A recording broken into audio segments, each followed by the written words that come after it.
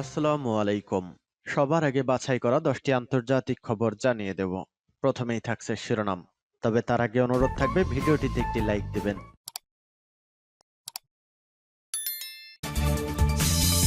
জানিয়ে দেব এই মুহূর্তে পাওয়া সবশেষ গুরুত্বপূর্ণ আপডেট আন্তর্জাতিক সংবাদ। কোরআন নিয়ে পুতিনের হুঁশিয়ারিতে টনক নড়ল ইউ এর। এরপর জানিয়ে দিব তাইওয়ানের আকাশ সীমায় চীনের 26 যুদ্ধ বিমান।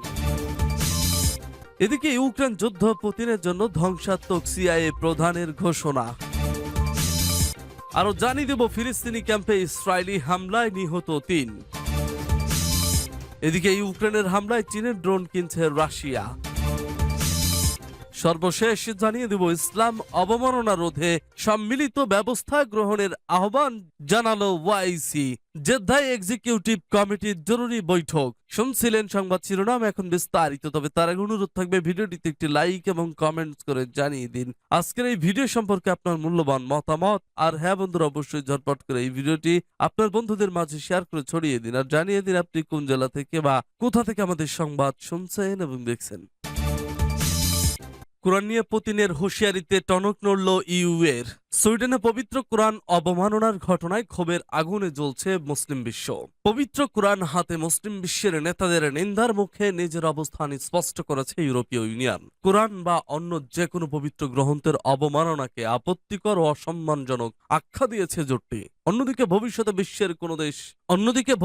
বিশ্বের কোনো দেশে যেন পবিত্র কোরআন অবমাননা করা না হয় তা নিশ্চিন্তে সংশ্লিষ্ট প্রশাসনকে পদক্ষেপ নেওয়ার আহ্বান জানিয়েছে organisation of Islamic cooperation OIC. এদিকে বাকস্বাধীনতার নামে কোরআন অবমাননার সুযোগ দিয়ে সুইডিশ সরকার যখন গোটা মুসলিম বিশ্বের নিন্দার তীরে বিদ্ধ হচ্ছে, ঠিক তখন মুসলমানদের পাশে দাঁড়িয়েছেন রাশিয়ার প্রেসিডেন্ট ভ্লাদিমির পুতিন। পবিত্র কোরআন বুকে জড়িয়ে তিনি বলেন, মুসলমানদের জন্য পবিত্র এই গ্রন্থ অবমাননা করা রাশিয়ায় গুরুতর অপরাধ। রাশিয়ায় পবিত্র কোরআনের অসম্মান অপরাধ হিসেবে বিবেচনা করা হয়। সুইডেনে পবিত্র কোরআন পড়ানোর ইস্যু টেনে বুধবার কথা বলেন রুশ প্রেসিডেন্ট ভ্লাদিমির পুতিন। দেরবেন্ত শহরের জুমা মসজিদ পরিদর্শনকালে মন্তব্য করেন তিনি। এর মাধ্যমে ধর্মীয় বিশ্বাস নিয়ে পশ্চিমাদের অসম্মানজনক কার্যক্রমের দিকে ইঙ্গিত দেন পুতিন। তাইওয়ানের আকাশ সীমায় চীনের 26 যুদ্ধ বিমান। তাইওয়ানের আকাশ সীমায় আবারও চীনা যুদ্ধ বিমান ঢুকে পড়েছে বলে দাবি করেছে দেশটির প্রতিরক্ষা বিভাগ। শুক্রবার ও শনিবার অন্তত 26টি যুদ্ধ বিমান তাইওয়ান প্রণালী হয়ে দ্বীপটির আকাশ সীমায় অনুপ্রবেশ করে, খবর রয়টার্সের। প্রতিবেদনে বলা হয়েছে তাইওয়ানের আকাশ সীমায় 26টি চীনা যুদ্ধ বিমান ঢুকে পড়ার দাবি করেছে তাইওয়ানের প্রতিরক্ষা বিভাগ। এছাড়া তাইপের সমুদ্র সীমার কাছে 5টি চীনা রণতরীর উপস্থিতিও টের পেয়েছে তাইওয়ানের সেনারা। শুক্রবার স্থানীয় সময় সকাল 8টা থেকে শনিবার ভোর 6টার মধ্যে চীনা যুদ্ধ বিমান ও রণতরী তাইওয়ানের আকাশ সীমায় ঢুকে পড়ে বলে জানানো হয়। তাইওয়ানের প্রতিরক্ষা বিভাগ জানিয়েছে চীনা বিমান বহরে 4টি SU-30, 2টি জে-10, জে-16, H-6S যুদ্ধ বিমান সহ বেশ কয়েকটি অত্যাধুনিক বিমান অংশ নেয়। চীনা বিমান ও রণতরীর উপস্থিতি টের পেয়ে তাদের তাড়িয়ে দিতে নিজেদের যুদ্ধ বিমান দিয়ে টহল দিয়েছে তারা। এছাড়া ক্ষেপণাস্ত্র ব্যবস্থা মোতায়েন করা হয়েছিল। সম্প্রতি মার্কিন কংগ্রেসের একটি প্রতিনিধি দল দ্বীপ অঞ্চলটি সফর করেন। তাইওয়ান সরকারের শীর্ষ এক কর্মকর্তার বরাত দিয়ে গণমাধ্যম জানিয়েছে, ওই সফরটিকে সহজভাবে নেয়নি বেইজিং। মার্কিন কংগ্রেসের প্রতিনিধি দলের সফরের পাল্টা জবাবেই নতুন করে তাইওয়ানের আকাশ সীমায় বিমান অনুপ্রবেশ ঘটিয়েছে চীন। সাম্প্রতিক সময়ে তাইওয়ানের আকাশ সীমায় চীনা যুদ্ধ বিমান অনুপ্রবেশের ঘটনা বেড়ে গেছে। স্থানীয় গণমাধ্যমে তথ্য বলছে, চলতি বছরের জুন মাসেই 3 শতাধিক যুদ্ধ বিমান ও 150-ও বেশি রণতরীর টহলের ঘটনা ঘটেছে। ইউক্রেন যুদ্ধ পুতিনের জন্য ধ্বংসাত্মক বলছে সিআইএ প্রধান। রাশিয়ার প্রেসিডেন্ট ভ্লাদিমির পুতিনের নেতৃত্বে ইউক্রেন যুদ্ধ ধ্বংসাত্মক প্রভাব ফেলছে বলে মনে করেন যুক্তরাষ্ট্রের কেন্দ্রীয় গোয়েন্দা সংস্থার পরিচালক উইলিয়াম বার্নস। এই যুদ্ধ নিয়ে রাশিয়ায় অসন্তোষ সিআইএর জন্য গোয়েন্দা তথ্য সংগ্রহের নতুন সুযোগ সৃষ্টি করেছে বলে মন্তব্য করেন তিনি। শনিবার যুক্তরাজ্যের ডিসলে ফাউন্ডেশনে বক্তব্য দেওয়ার সময় সিআইএ প্রধান এসব কথা বলেন। খবর দ্য গার্ডিয়ানের। রাশিয়ার ভাড়াটে সেনা দলের প্রধান ইয়েভগেনি প্রিগোজিন এক সপ্তাহ আগেই রুশ সামরিক নেতৃত্বের বিরুদ্ধে বিদ্রোহ ঘোষণার পর উইলিয়াম বার্নস ইউক্রেন যুদ্ধ এবং পুতিনকে নিয়ে এমন কথা বললেন। তিনি ইউক্রেনে পুতিনের হামলা চালানোর বিষয়টি আজকে আন্তর্জাতিক শৃঙ্খলার জন্য সবচেয়ে জরুরি ও তীব্র ভূ রাজনৈতিক চ্যালেঞ্জ।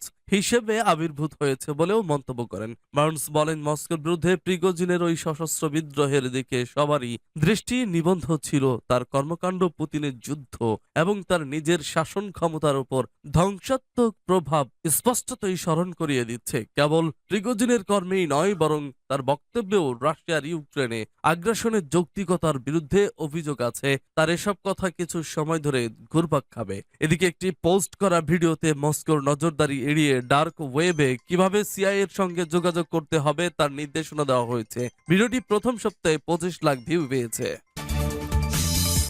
ফিলিস্তিনি ক্যাম্পে ইসরায়েলি হামলায় নিহত ৩।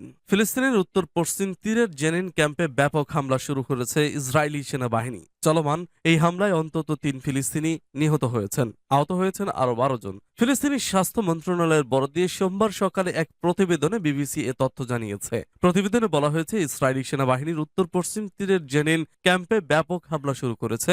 একাধিক বিমান হামলার মাধ্যমে এটি শুরু হয়েছিল। সোশ্যাল মিডিয়ায় প্রকাশিত ভিডিওতে একটি আবাসিক ব্লক থেকে ধোঁয়া উঠতে দেখা গেছে। ফিলিস্তিনের স্বাস্থ্য মন্ত্রণালয় জানিয়েছে, চলমান হামলায় অন্তত ৩ ফিলিস্তিনি নিহত এবং ১২ জন আহত হয়েছেন। ইসরায়েলের প্রতিরক্ষা বাহিনী বলেছে, তারা জেনিন এলাকায় সন্ত্রাসী অবকাঠামোতে হামলা চালাচ্ছে। তারা বলেছে, সন্ত্রাসীরা আস্তানা হিসেবে জেনিন ক্যাম্প ব্যবহার করেছে, তারা বেসামরিকদের ক্ষতি করছে।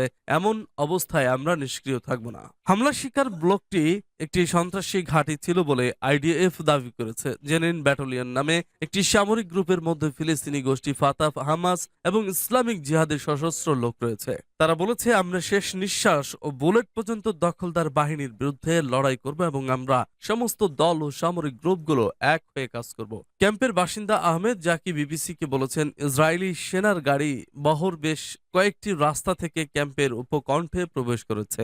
গত মাসে ইসরায়েলি সামরিক বাহিনী জেনিন ক্যাম্পে একটি অভিযানের সময় কমপক্ষে ৬ ফিলিস্তিনিকে হত্যা করেছিল।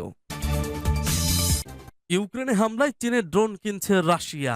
ইউক্রেনে আক্রমণের জন্য চীনা কোম্পানির কাছ থেকে বেসামরিক ড্রোন কিনছে রাশিয়া। রুশ কোম্পানিগুলো মার্চ ২০২২ থেকে মে ২০২৩ পর্যন্ত রাশিয়ায় কমপক্ষে ৩০,০০০ ড্রোন কিনেছে, যার মূল্য $৩২ মিলিয়ন বেশি। ডিসেম্বর ২০২২ থেকে এপ্রিল ২০২৩ এর মধ্যে কমপক্ষে ৩৭টি চীনা চালকবিহীন আকাশযান কিনেছে, যার মূল্য ছিল $১,০৩,০০০। রোববার জাপানের শীর্ষস্থানীয় সাপ্তাহিক ম্যাগাজিন নিক্কেই এশিয়ার এক প্রতিবেদনে এই তথ্য উঠে এসেছে। যুদ্ধ শুরু হওয়ার পর থেকে চীন থেকে অস্ত্র আমদানি বাড়িয়েছে রাশিয়া, তবে বেইজিং বারবার বিষয়টি অস্বীকার করেছে। নিক্কেই অনুসন্ধানে দেখা গেছে, রুশ কোম্পানিগুলো গোপনে কাস্টমার্স কাগজপত্র পূরণ করেছে ড্রোন আমদানির জন্য। ইসলাম অবমাননা রোধে সম্মিলিত ব্যবস্থা গ্রহণের আহ্বান জানালো ওআইসি। জেদ্দায় এক্সিকিউটিভ কমিটির জরুরি বৈঠক। পবিত্র কোরআন অবমাননার পুনরাবৃত্তি রোধ করতে সম্মিলিত ব্যবস্থা গ্রহণের আহ্বান জানিয়েছে ইসলামী সহযোগিতা সংস্থা বা